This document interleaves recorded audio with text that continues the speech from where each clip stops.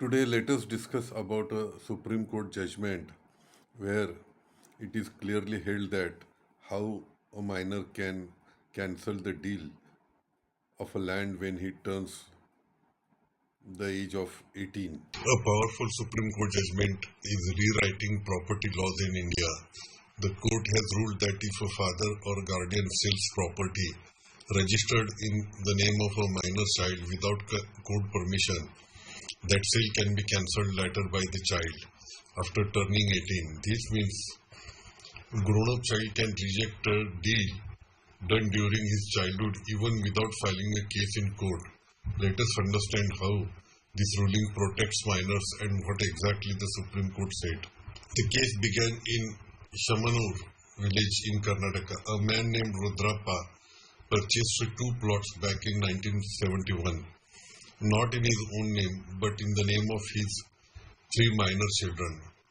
Later he sold those property to another party without taking permission from the court, something required under Indian law when minors' property is involved. Years passed, and when the children became adults, they discovered the sale and challenged it. The dispute travelled from the trial court to the Karnataka High Court and finally to the Supreme Court of India. The key questions before the Supreme Court was, can a father who bought property in his child's name sell it later without permission? And if he does, can the child cancel that sale after turning 18? The court answer was clear and historic. Yes, the child can. Let us look at what the judge said in their ruling. A natural guardian of a minor has no authority in law to mortgage, sell, gift or transfer any part of the immovable property of the minor without the prior permission of the court. This means even if the father spent his own money to buy the land, once he registered it in the minor's name, the property legally belongs to the child.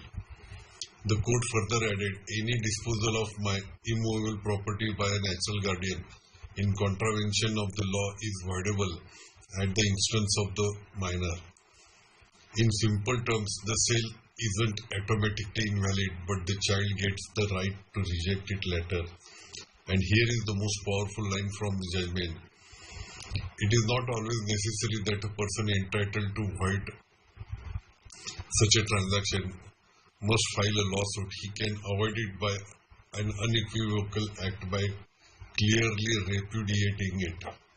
So when the child turns 18, just a clear action or written declaration rejecting the deal is enough.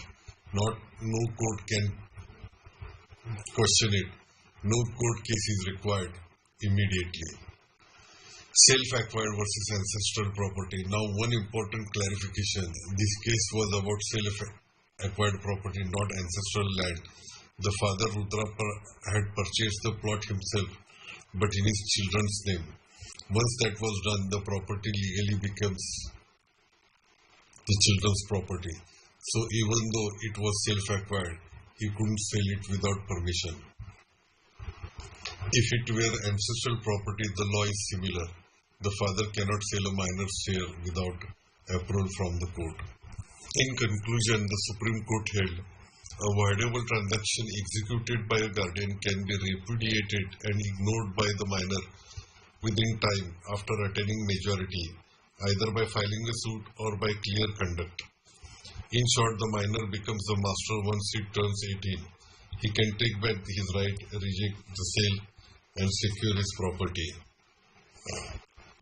The judgment is a major win for minors' property rights.